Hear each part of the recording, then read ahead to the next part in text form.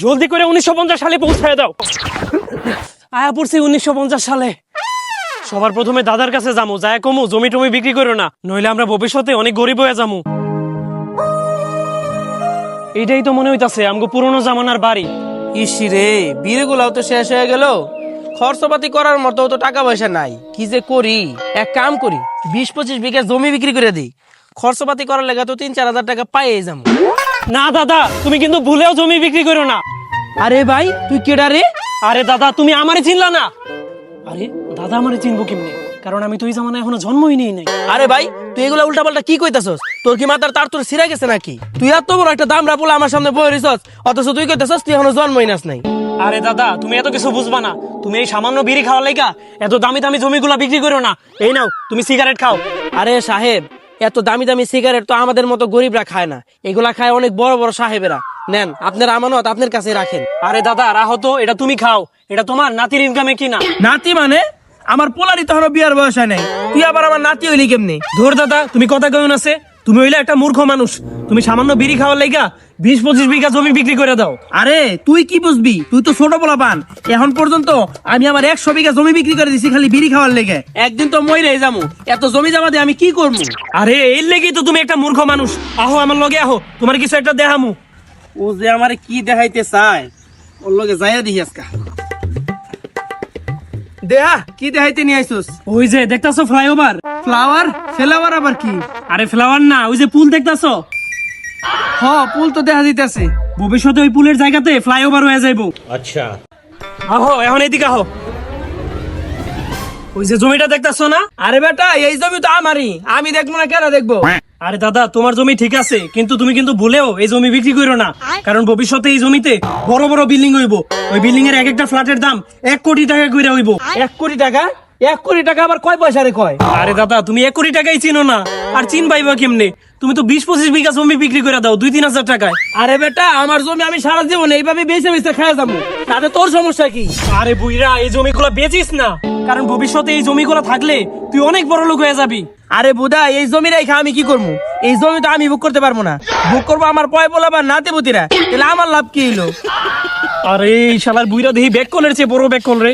ওরে যে আমি কেমনে বুঝামু, মনটা চাইতাছে ওরে এখনই আমি গলা টিপা মাইরা লাই। না, এনে থাকে আর লাভ নাই, জায়গা পুরোনো জামানায় যেহেতু আইছি, এই জায়গা থেকে কিছু একটা কিনা নিয়ে যাই।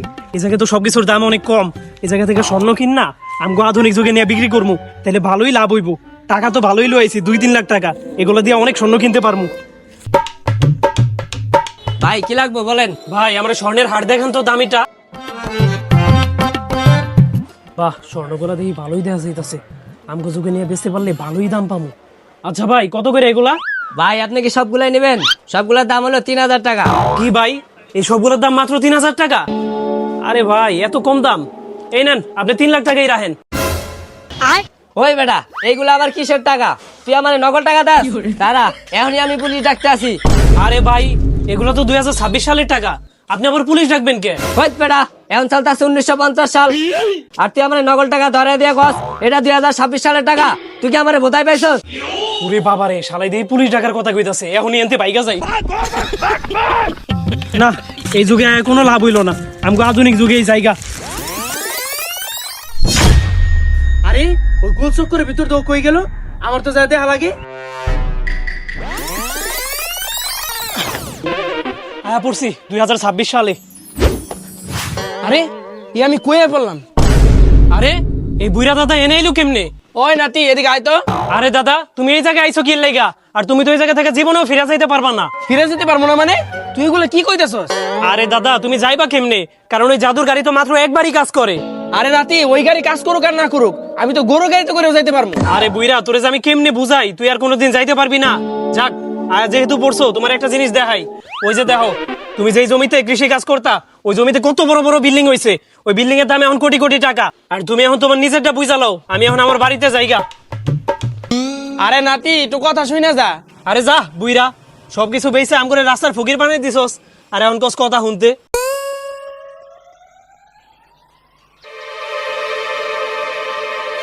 ওই মনে হয় এই বাড়িতেই ঢুকছি।